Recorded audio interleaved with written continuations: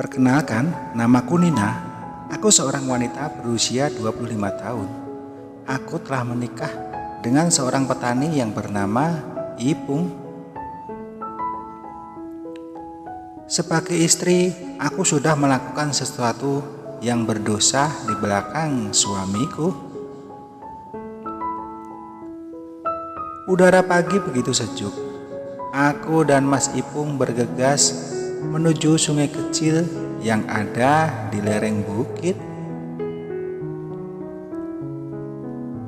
Tempatnya sedikit jauh dari kebun yang kami kerjakan.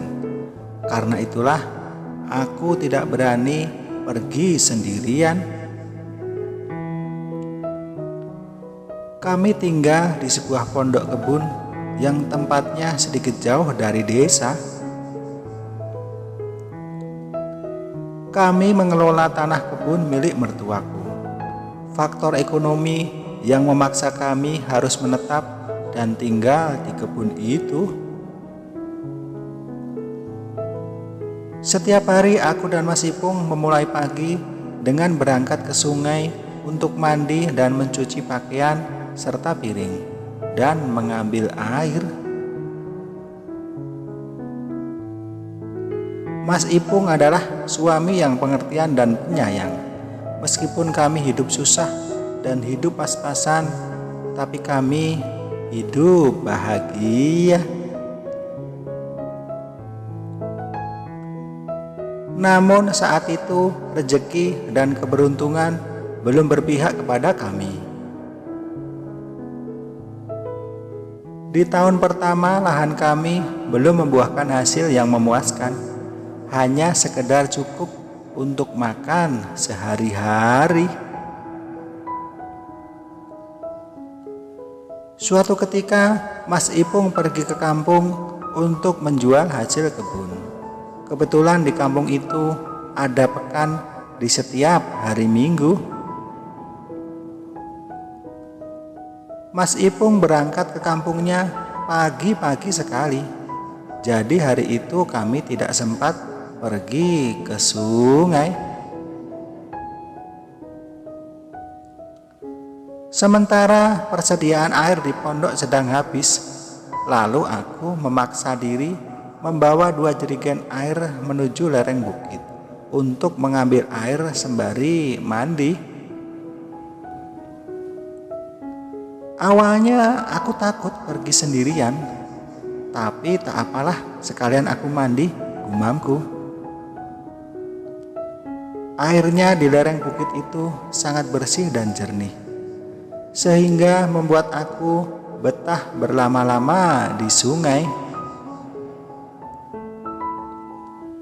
Melihat kondisi air yang sejuk dan tepatnya sepi, tak ada satupun orang, akhirnya aku memberanikan diri untuk mandi. Air yang sejuk aku basuhkan semua ke seluruh badanku. Saat asik menikmati sejuknya air, tiba-tiba aku dikagetkan dengan munculnya sesosok pria dari belakangku. "Maaf non, mengganggu. Saya hanya kebetulan lewat sini, sedang berburu," sapanya. "Oh iya, gak apa-apa," jawabku terbata-bata. Aku sedikit kaget saat itu, apalagi aku sedang mandi. Kemudian aku sudahi mandiku. Aku mengambil jerigen dan peralatanku, lalu langsung pulang. Saat berada di tebing menuju jalan pulang, tiba-tiba jerigen yang aku jinjing terjatuh. Karena tanganku tak sanggup menahannya. Lalu jerigen itu menggelinding jauh menuju alur tebing. Saat hendak turun mengambil jerigen itu, tiba-tiba pria pemburu tadi muncul membawa jerigen yang jatuh tersebut. Aku sedikit kaget saat pria itu menuju ke atas. Jantungku berdegup kencang Dan aku benar-benar takut, apalagi Mas Ipung sedang tidak ada di kebun hari itu. Ini jerigenmu, Dek, lain kali hati-hati, ini tebingnya curam, bahaya wanita cantik seperti kamu kalau sampai jatuh, ujarnya. Oh iya bang, makasih ya, jawabku sedikit lega. Lalu laki-laki itu langsung pergi.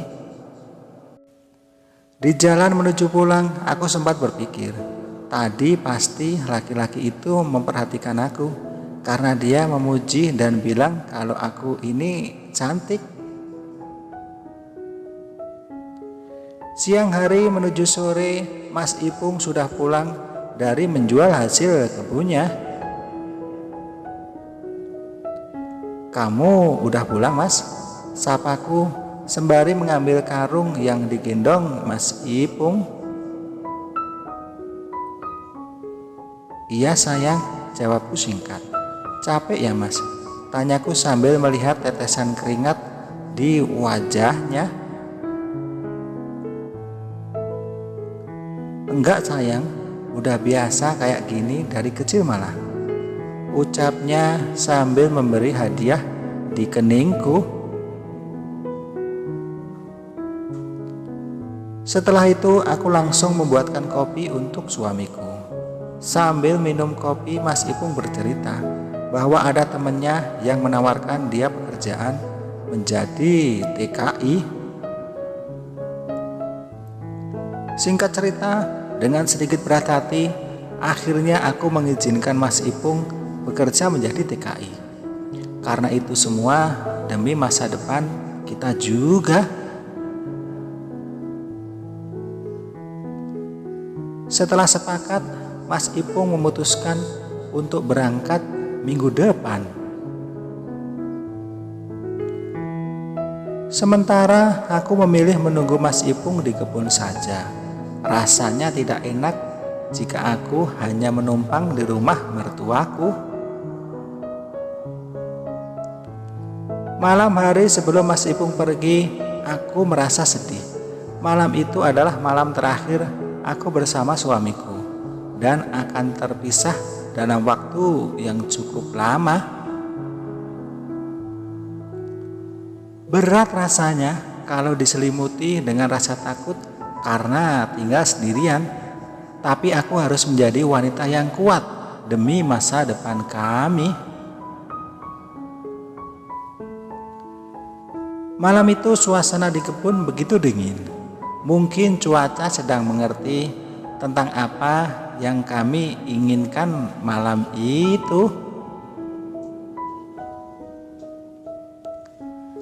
Jelas saja, perpisahan kami bukan dalam waktu yang sebentar. Kami berdua menghabiskan waktu malam itu dengan penuh kasih sayang. Apalagi memang kita masih belum memiliki momongan. Malam itu kita melakukannya hingga beberapa ronde.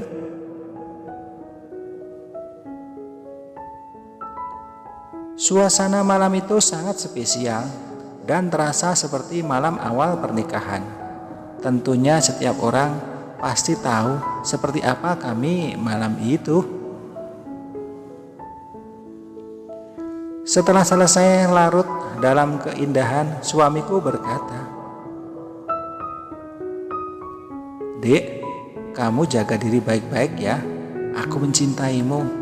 Dan selama aku merantau nanti, janji ya, jangan mendua di belakangku," ucap Mas Ipung kepadaku begitu romantisnya. Iya Mas, kamu juga ya, harus jaga diri baik-baik. Apalagi kamu di sana nggak punya siapa-siapa. Jaga hati juga ya Mas. Ingat, di sini ada yang selalu menunggumu. Aku mengizinkan kamu pergi untuk masa depan kita. Jawabku tidak kalah romantisnya dengan suamiku. Iya sayang, aku janji. Tapi apa kamu nggak sebaiknya tinggal di rumah orang tuaku saja? Tanya Mas Ipung. Enggak mas, aku di sini saja. Enggak enak rasanya mengganggu orang tua kamu, jawabku.